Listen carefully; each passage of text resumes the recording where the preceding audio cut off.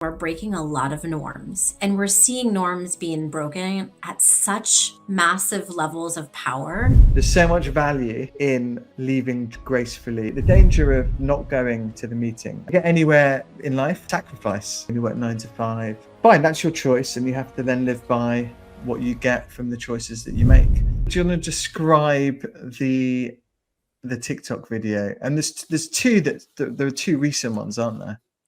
Right. And I think they're different. And I think they bring up two different points. And I think it's actually a good way to compare how to talk about things that typically, right, we're not used to seeing talked about in a mass viewing way. So the first video was a person who had recorded what was perceived to be probably a private and privileged conversation that was a live layoff conversation. And this person was being terminated.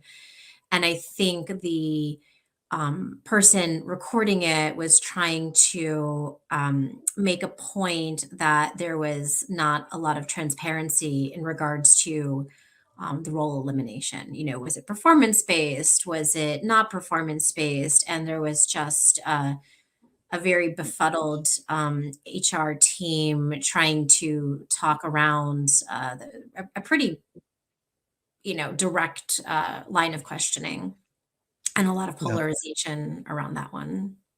There was loads. Some people were high-fiving because there's this dialogue of everyone likes to shoot up at the company because they're perceived to be powerful, and they're paying the paycheck and stuff like that, right? So a lot of the dialogue on that was like high five, well done for calling them out. The way they did it was disgusting. The guy wasn't prepared. So there was a lot of that, and 100%. I think there's been many companies that don't do it in the right way. Mhm. So I think so that's one thing. And then as it gone on, my view on it started to change a little bit. So the other perspective is, you have to, I think anyway, you have to let someone know you're recording them. So I don't know how, how kosher, so to speak, it was or is to record someone without their knowledge is one thing. And then the second thing, which I still can't get out of my head, is if you were hiring, would you hire someone like that if you saw the video? And would I recommend my kids do it? I mean, these are really almost think of, like 3,000 level course ethics dialogue, because there's a lot to unpack. For the first point, right, I do think we live in a world where it's let's say you have to let someone know you're recording them, right? I feel like what's happened lately is that we're breaking a lot of norms, and we're seeing norms being broken at such massive levels of power, right? When you think about the norms broken on the world stage, really the norms broken in what we've historically felt like is the employer-employee contract, right?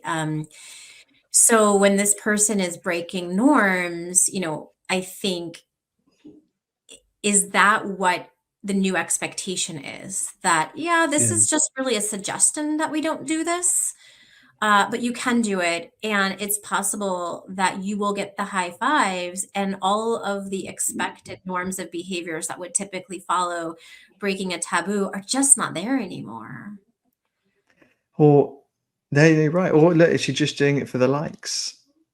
Just for the content. So to your second point, would I advise my kids to do it? I mean, I don't even advise my kids to put videos in their private chat groups, because there's so much uncertainty around how any sort of footage is being utilized. And we just don't always read the fine print, and we don't know, what's going to be potentially the next fodder for AI. So I think in general, we should use a device as we would use any other weapon, responsibly, with training and with the safety on. And agreed. it's really Like we're important. doing now. We have to teach our kids how to how to use social media as if it's something that can do a lot of good and can do a lot of harm. And would we hire this person? I think there's a lot of people that would. What's the job? Yeah, It's calling out, yeah, truth to power. I mean, maybe that's a skill set that this person has. Um, but in the traditional sense of what we do and the trust that needs to be there, I think it would be really hard to rebuild that trust.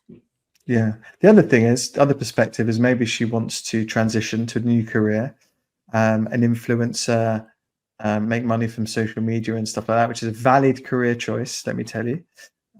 Why go work in an entry level job for $50,000 a year when you can make YouTube videos and earn $100,000 a year or something? So I'm all for that. And there's many new careers, and like there's a lot of careers built on social video and all of that stuff. And her next video was sponsored by a vodka brand, and it was about I can't remember now. I think it was maybe like Friday drinks or like drowning Mm. her sorrows for losing her job or something like that. But then suddenly it went from, for me, it was like, she's making a point, she's calling out the employer.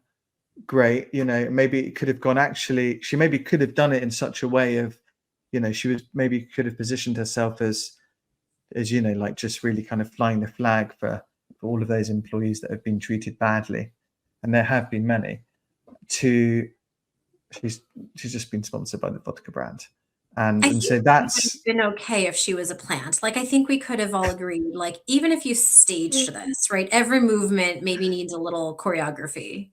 And if you yeah, want to be the face of the movement of the transparency movement to hold companies accountable for the decisions they're making around their hiring, and then we've talked a lot about this, the amount of effort and excitement that goes into hiring, and then the depersonalization and self-service of offboarding doesn't feel completely calibrated. Like the weights of justice seem to be not necessarily in favor of the end of the relationship. And so if she wanted to call that out and she wanted to then share that, hey, this was really um and goes into the next video. This is more of a way of highlighting this, and I prepared myself for the fallout because I wanted to be the voice of a movement. So I think we could have gotten behind that, but then felt really disappointed and let down when it became an alcohol advertisement. Like that yeah, maybe yeah, might yeah, switch for us.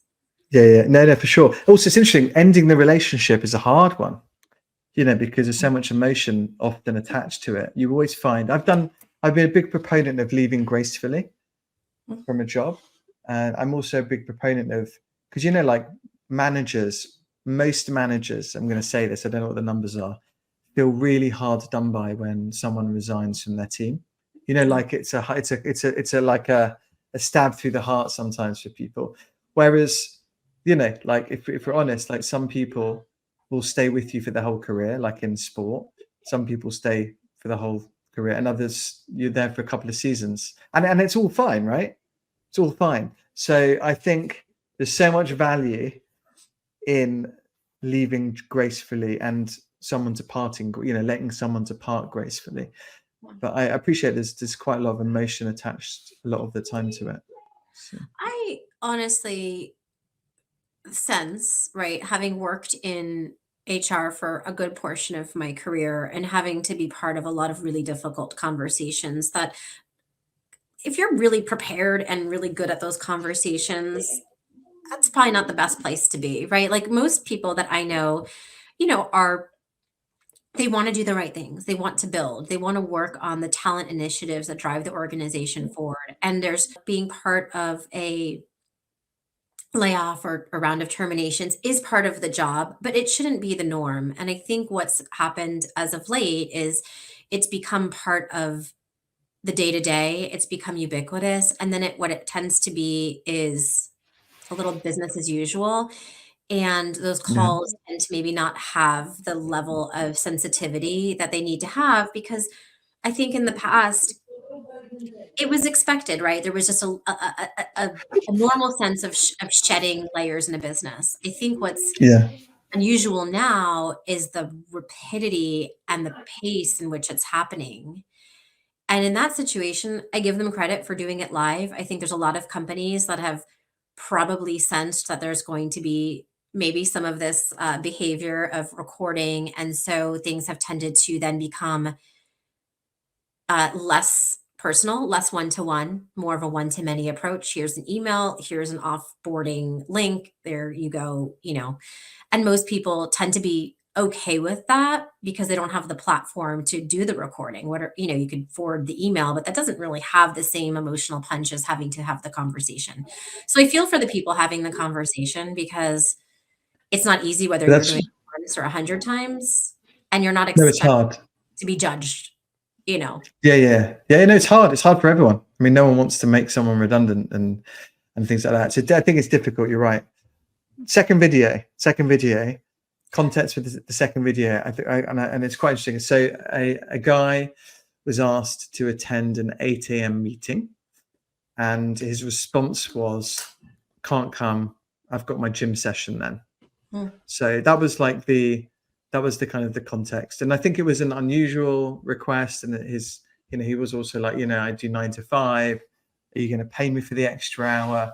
So that was the kind of the broad context, and there was many people weighing into the conversation around, great, you've got to protect your work-life balance, protect your energy.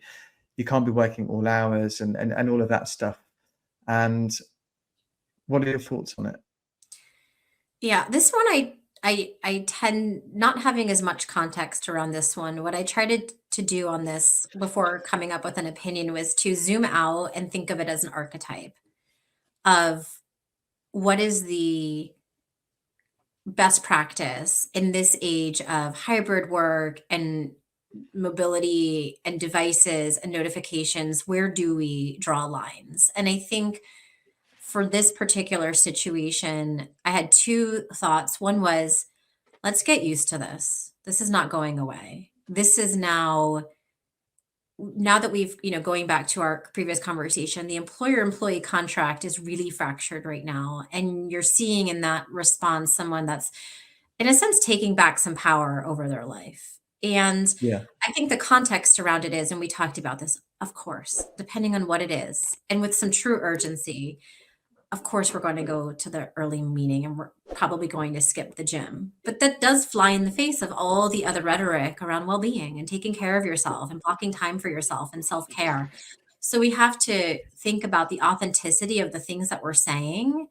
And I think that some people are going to be really literal around it. And I think it's a career progression. I think there's arcs to our career and there's probably milestones. In the beginning, we say yes a lot. Then we learn how to say no. Then we gain a little bit more Yeah. seniority and we have to show up a lot more because and then we have to look at our teams and say, I'm showing up too much and I'm not modeling good behavior around self-care. So I have to start teaching people how to say no. So I think that there's a cyclical nature to when we say yes and when we say no to meetings. And then I'll share, I was reading, and I've been following Atlassian quite a bit right now because they have a team dedicated to how to monitor and optimize for productivity in a remote work and hybrid work environment. And there was something today about time boxing, which specifically advises to say no to unnecessary meetings. So I think Right. this is a long one. I have a lot of thoughts on it. Go on. We've got to look at it and ask. We may, create a framework around what we say yes to. Is it important? Does my manager need me for something that's urgent? Can this be done at a different time? And how much of myself do I want to reveal? Because I could just say, I don't feel well. I could say, I have a doctor's appointment. Like, this person was showing up with a level of transparency and bringing their whole self to work. So, anyways, some food for thought. Yeah, and I love that. There's a lot there. I mean, I also remember you saying the other day that almost every CEO you've worked with diarizes their exercise. I think you said something like that, right? Oh, yeah. I do. I've got my diary. I've even got it in my diary tonight. So you can. So I think to your point, it's super important, and I'm a big advocate of this. You've got to treat yourself like a professional athlete. You've got to protect your energy. You've got to be in the game for a long time because our careers are going to go on, hopefully, for a long time. And most people have to work for a long time. Like there's no retirement age in the UK anymore. You just have to work, right? So if you want to work for a long time, then you have to stay fit and healthy, and you have to have good energy to do good work, and all of that stuff. So I think it's really important to manage yourself, whether it's called time boxing or diarizing or stuff, whatever, same thing. But just it's so important, and I invest a lot of time in it, and I talk about it a lot, right? Like when we're on team calls, I'm talking about it because then people start to feel it's okay to talk about, and like, yeah, I'm going to the gym, and because some people feel guilty, I think, because we're in a fully remote thing, and so sometimes I do. It's like, oh, I'm going to the gym, I should be working. There's all these things. So I think it stems from the top, right? Like, and I'm all for staying fit, healthy, and the whole thing, right? Sleep, exercise, good nutrition, cornerstone.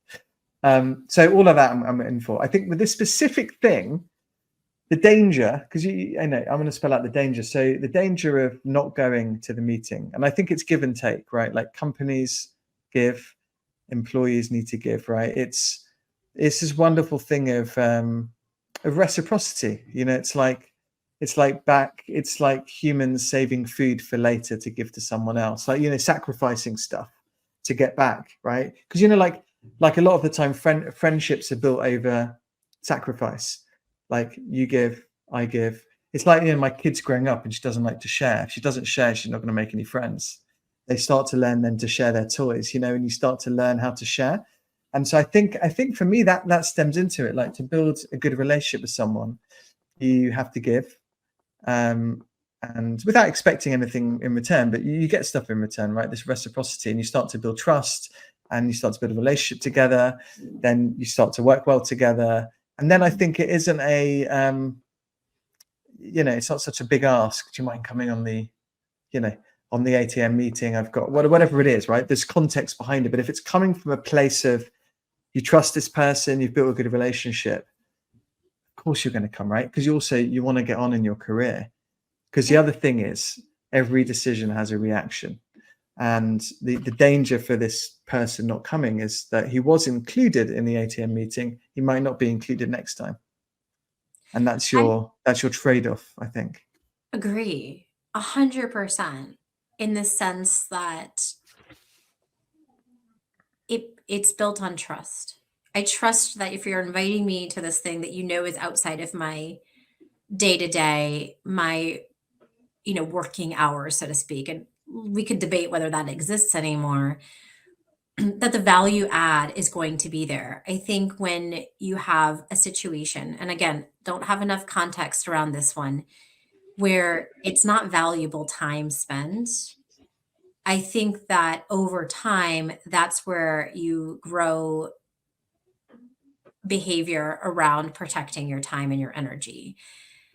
And I think we have a lot of buzzwords, and I think you're right. And I do this exercise a lot. I think about today me, and then I think about my name is Jamie, right? So it's like I have a conversation about today me, and then like down the road me. And like those people have to talk and they have to agree on certain things. And if I do something, to your point, that today is going to feel like right and righteous, and then in a week, I'm not invited to the next meeting, I've hurt myself. You have to have this sense of future self, and not to the Yeah. detriment, make no decisions in the moment, because you also have to talk to yourself about, we talked about this, like going to work out. Your now me does not want to do it, but your future me will thank you. When you are earlier on in career or points in your career, that dialogue may or may not be happening. I think one of the best things you can do for yourself as you mature in your career is have really honest conversations with yourself about what you're sacrificing and what those potential setbacks could be, and then make a choice, because your choice might still be the same thing. It might say, you know what, this 8 a.m. meeting is not important. It's not been important to me. It won't be important to my future self. And this person has asked me to these meetings before. The trust is broken because they're not productive. And Yeah. I'm going to go to the gym. It's a choice. Now, you and Yeah. I both agree, because we're of the same generation, that we go to the meeting at least once. Go to the meeting one time. Make sure it's valuable or not, but don't But say no right away. Like, say yeah. yes, and I'm going to evaluate whether this was a good use of time. And maybe that's the message to anyone who's really trying to protect their time. It's a yes. It's a yes and game. Yes, and let's talk about it afterwards and make sure that we both agree that was a good use of our time. You know? Yeah, 100%. Especially if you're early on in your career. I mean, say yes. I'd say yes more. Amazing things happen when you say yes. I You know, know, like but you get we're involved in telling them stuff. to go to. We're telling everyone, like, self-care and wellness. So where does that It, come in? but you can blend it. I think you can Ah, blend it. I mean, yeah. I think it's, it's on you as an individual, right, to make sure you're integrating your work in your life by the choices you make, the type of company you join, and things like that. Then also, I think it's our jobs as leaders to make sure that we create the right environment where people are looking after themselves. Because, like, I mean, for the long game, you want people to stay and enjoy it and be happy and be healthy and spend time with the family and be like, oh, how was your weekend? Great. Or, oh, I went to the school play on a Monday. Great. Because actually for me, it's about output, right? I think, like if you're working, if I'm working 10 hours a day and you can do the same work in 1 hour, I mean, great, good for you, right? So we're not working in some people do, but we're not working in a factory. So we're not clocking in and clocking out. We're fortunate that we're doing jobs where we can work from anywhere. And if you're fortunate to be in that kind of situation, then I think you can manage your time. But and this isn't and this isn't to the detriment of not working hard, because I think you have to work really hard in life to get anywhere. Like you can't get you've got to get anywhere in life, whatever that means to you. You've got to put some degree of time and effort into it, and sacrifice stuff. And then hopefully you get the payback. Hopefully the payback is worth the sacrifice. And if you decide that it's not, you want to do whatever it is, this context, the gym, never go to the ATM, you only work 9 to 5, fine, that's your choice, and you have to then live by what you get from the choices that you make. But I think you can do it all. Like, there's plenty of really successful folks running big companies that are in big jobs, that they have a routine, like an exercise routine, and they're eating well, and I put my exercise in my diary like it's the most important meeting of the day. Like, I'm meeting Jamie, so I'm never missing it, kind of thing, right? There's so much that you said there, because we're looking at one context, and it sounds like I'm making an argument not to go to the 8 a.m. meeting, and that is not my argument. But I think this brings up a bigger issue around how we are able to manage our time, and what, again, going back to the employer-employee contract, if the employer's expectation, let's say working hours are 9 to 5, right? You are like, I think the obvious answer is, let's get rid of that mentality. You used a word. I was trying to think of this word all day yesterday, because it was a word I think is really important for 2024, and I think the word is integrate. Um, because Great when one. you get rid of the box of the hourly working environment, you can go to the meeting, and then maybe later on you go to the gym. Like, it Yeah, maybe that's the answer, and it seems so simple, and I feel like the integration of work into your life is really powerful, and I think we're only on the precipice of this as a movement. And I also think that the word integrate is going to take over this idea of work-life balance, because we know that doesn't work, and it can I just say doesn't. something on Yeah. work-life balance? I hate, because the opposite of life is death, and people equate work to death. I hate. That's the phrase, right? Work, like, it's like I just don't like the phrase, because then suddenly you're equating work to death, and then everyone's, it's life, and you leave it. I think for me, I mean, look, I like the word integrate, because my work is part of my life. I mean, it's something I do most in my day. and also see my family, my friends, like everything else, exercise, but all the other stuff that makes up my life. And I don't like to, I don't know what you right, the right term is, compartmentalize it, or shut it off as like the worst thing I could possibly do, and I don't really want to do it, because the best scenario is to find something you love to do. Mm-hmm. You're happy doing it. You build great relationships. You can, earn a living. You make friends. All this kind of stuff, and it's integrated in your life. And you don't mind telling your family what you're up to, and it's conversational. I think it's a good spot to be. I agree. And we also equate things that don't mean work to other than work. And what I mean by that is go to the gym, have a conversation. That could be networking. Like, don't always think that that compartmentalization needs to be uh, an or some sort of bifurcation of your life, like bringing your whole self. Like, I'm having visions of us being on the treadmill having a conversation. Like, bring it in. I also think that permissive nature is something that we all need. We need to see leadership, because the next generation is really smart, and the word that they are anchoring on is authenticity. And Yeah, the way that you show up authentically allows me to show up authentically. And it does create a much different approach to work. I get excited. What was it?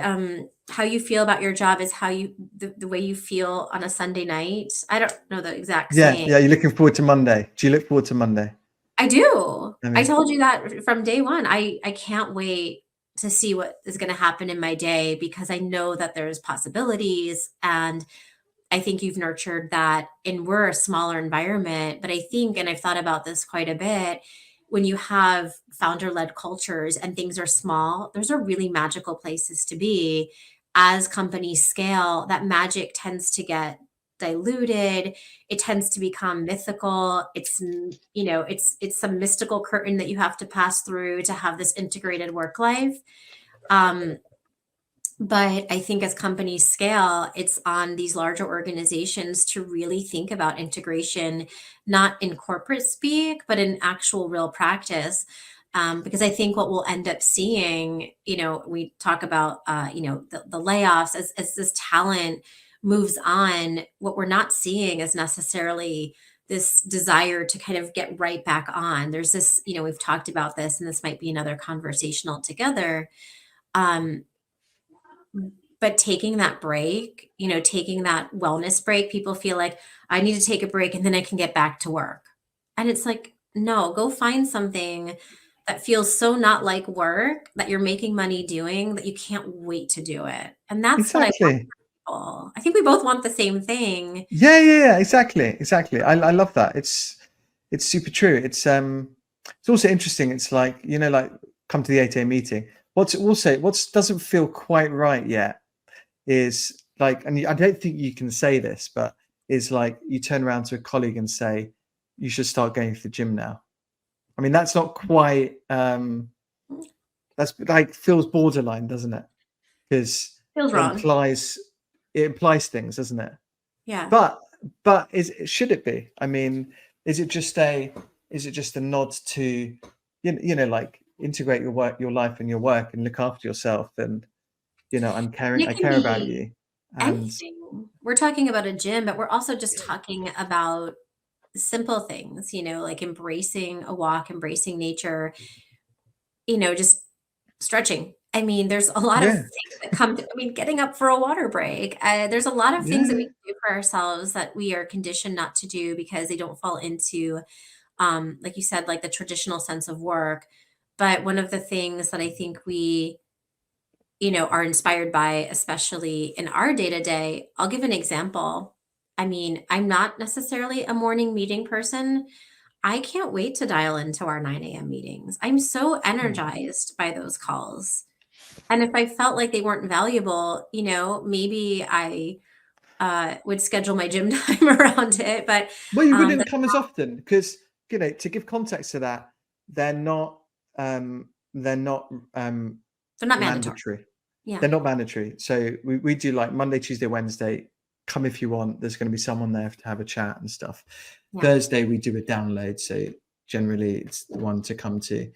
And then Friday again, not compulsory. And by and large, there's a good amount of people on each one that are. And the variety, I've always said this, never knowing who's going to be on the call changes the dynamic. It changes the conversation. It sets up your day differently. So I think, but isn't that right? When we make things not compulsory, but we make them good experiences, people tend to opt in. And when we make things Yeah. compulsory and boring, or difficult, people tend to maybe show up more, but not necessarily engage in the same way. And then it feels pretty dreadful. Yeah, no, for sure. That is true. That is true. We need to make sure we keep the culture that you described, even when we grow and grow and grow bigger and stuff and so forth. It's important.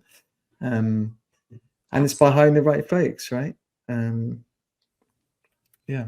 So we've got to I can't be, think of well, anything everyone. more exciting than to rewind back to this conversation in 5 years. Yes, Jamie. Well, it's going to be out there. We're It's going to be out timestamped. there whether we like it or not, time stamped. And I'm looking forward to doing a retrospective. And hopefully you'll be like, oh my God, that was like the best 5 years. Looking forward to the next. It feels so quick, you know. Yeah. Speaking But of it's five good. years, how are we on Yeah. time? Because I had one other thought about, Go on, we can do one more. Yeah. yeah, I've been thinking about return to office. I was reading, the news. There was a company that did a round of layoffs to promote in-person collaboration. And it made me think of Amira, who just celebrated her 5 years. And I thought, oh my goodness, imagine if there was some sort of mandate and all of a sudden, uh, because of time and, the space, I couldn't work with these people that I've really grown so fond of. It feels really antithetical to the idea of collaboration in a way, because I think how lucky we are to work globally, to have the global perspective of our teams in, I don't know, 3 or 4 different continents. Yeah. It felt like inauthentic in a way. And I think that's what people are, going back to the employer employee contract. I think it's okay to be honest. I think when you start saying things that feel inauthentic, people really read into that. And the idea that I would miss out on potential teammates because I wasn't within a 20-mile commute from them feels, um, it didn't hit right the way that it made of No. a few years ago. And I think we're all about in-person collaboration. I can't wait to meet everyone in person. I think we had a really great offsite a few weeks ago. We got so much value out of it.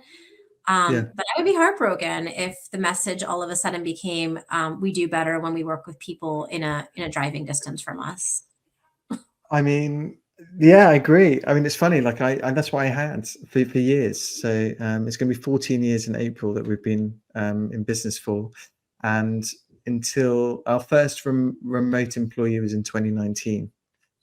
So it was all office. And actually, to be honest with you, I mean, I started to imagine a little bit about what it would be like to have a more global team, but it wasn't even, it was really COVID that catalyzed it a little bit.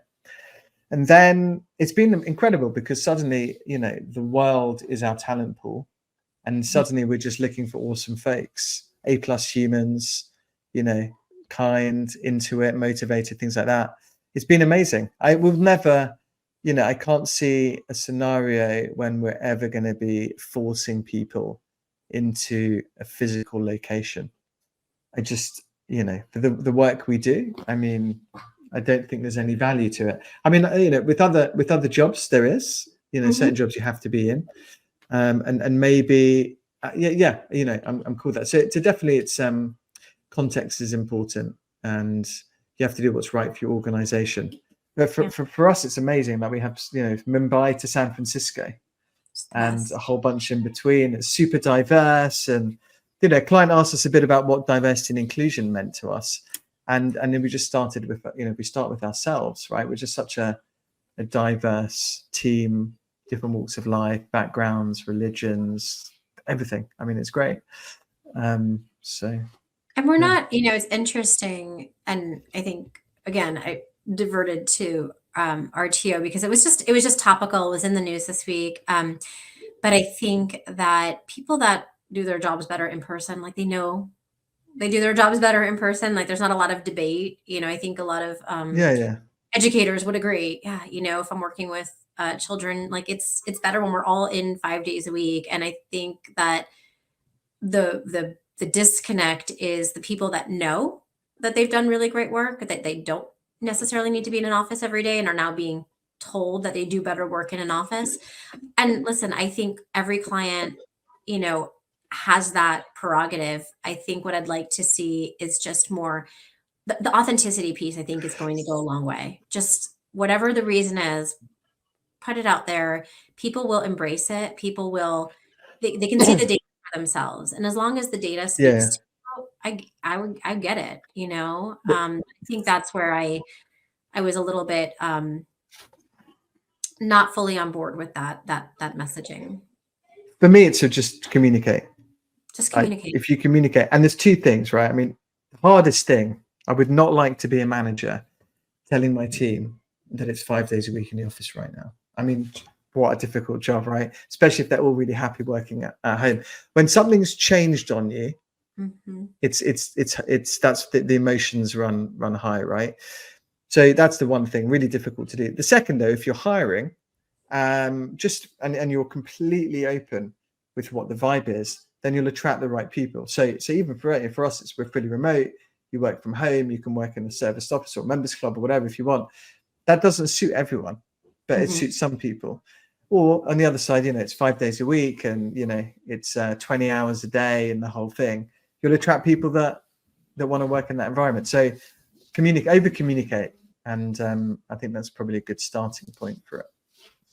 I couldn't agree more. Over communicate, have an authentic message, put some data around it that makes sense, and be open to changing. Don't, I think one of the other things that I'd like to see more of is less dogma and just more of, we want to try this. We think this may work. We're open to changing. I think that'll save people a lot of headaches down the road.